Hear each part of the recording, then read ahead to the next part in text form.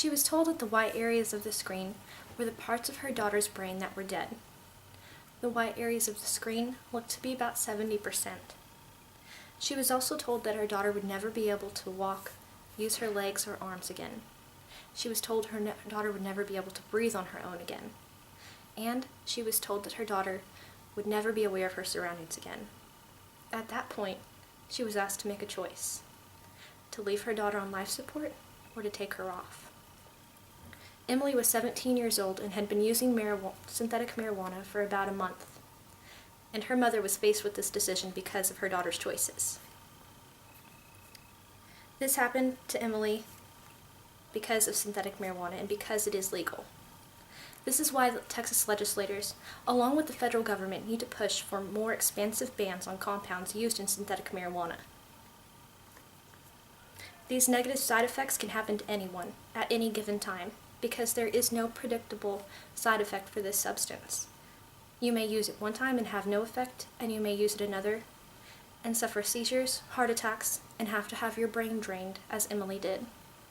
According to Synthetic Marijuana Awareness for Emily, Emily has been going through this ordeal for about 2 years, and she's still not out of the woods yet. The problem is that people are hurting themselves.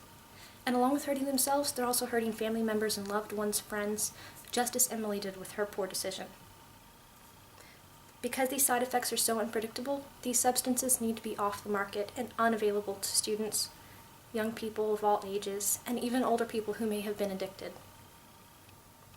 These things are sold legally according to the National Institute on Health, so you can buy them in a convenience store, a drugstore, or even online. So really, you don't have to be any certain age because there's no way to verify an online sale in that way. This substance was created by a professor at Clemson University in 1995, and he himself had said that these things are dangerous. Anybody who uses them is playing Russian roulette.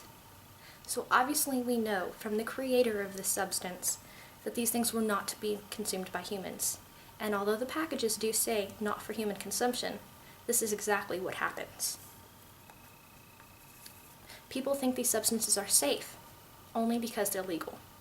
They think if the government hasn't regulated them yet, then surely it's okay for me to use.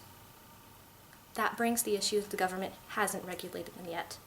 And that is why legislators need to be pushing for things such as Senate Bill 331, which bans certain compounds of JWH018, which is the main compound in synthetic marijuana.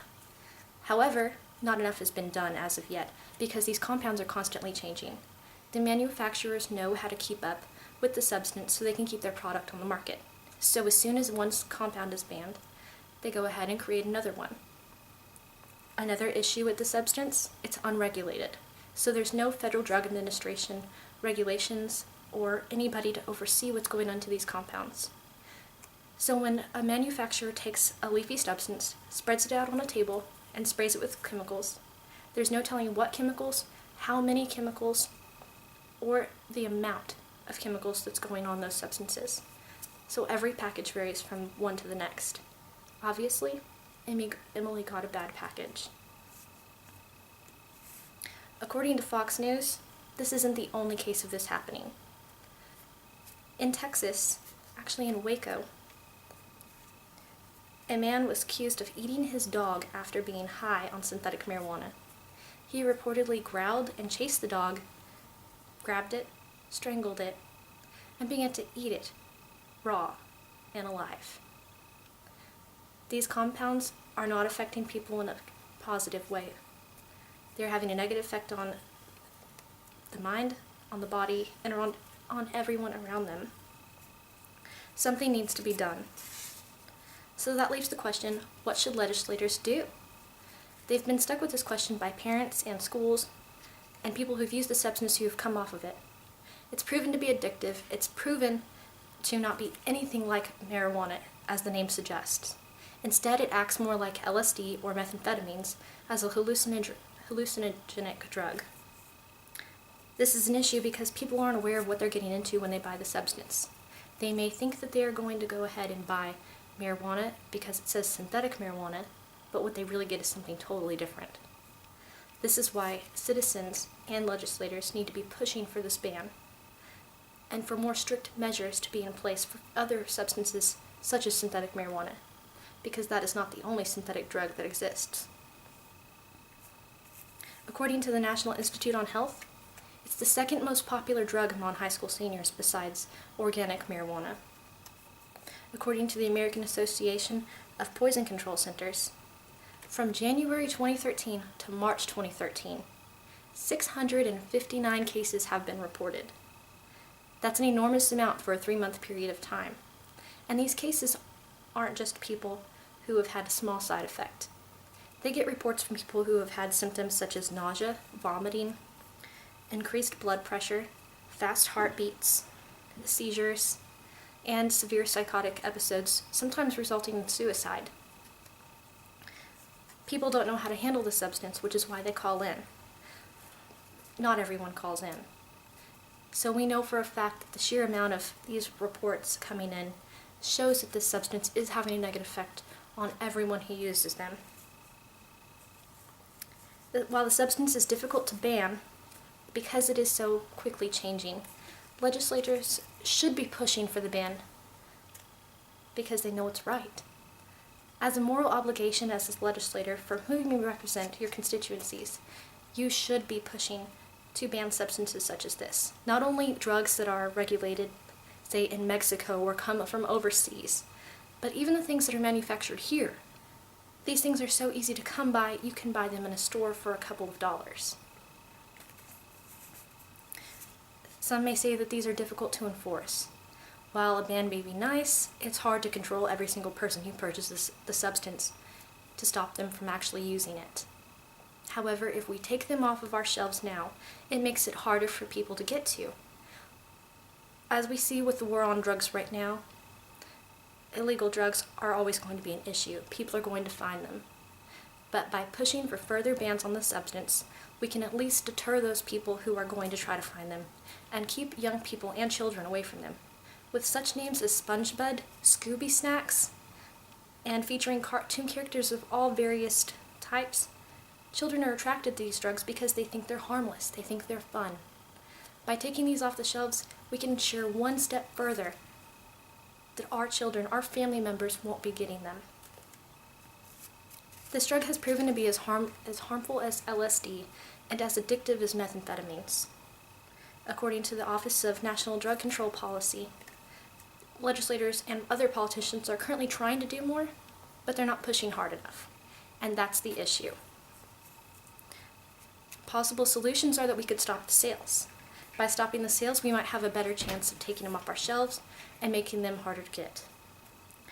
We can also push for the expansion of Senate Bill 331 here in Texas, which bans certain compounds, such as 5 different compounds that have been labeled by the DEA as Schedule 1, which means that they are some of the most potent and harmful substances to use.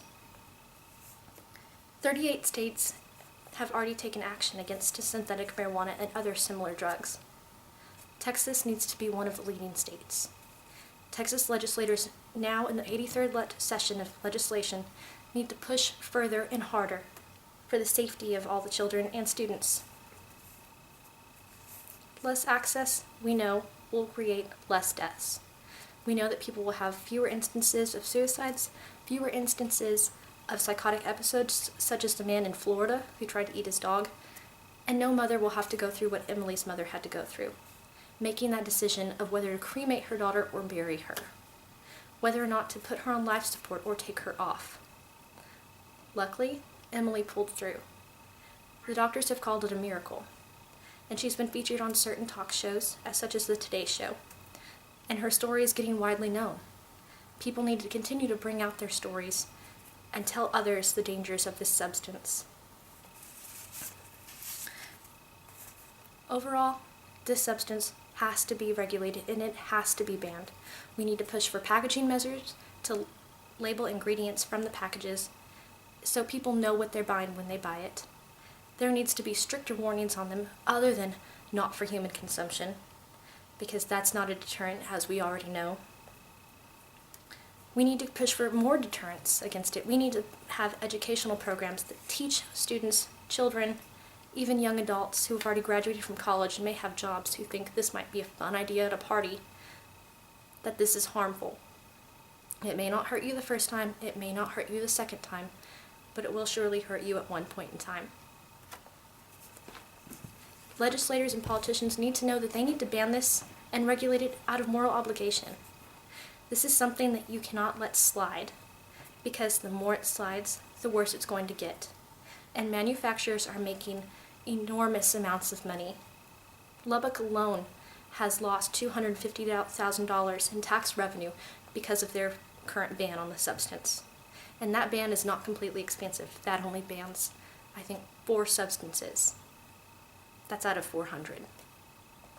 We know that this is affecting business, and we know that manufacturers are going to lose money, but there's no price on a life. Synthetic marijuana should be banned.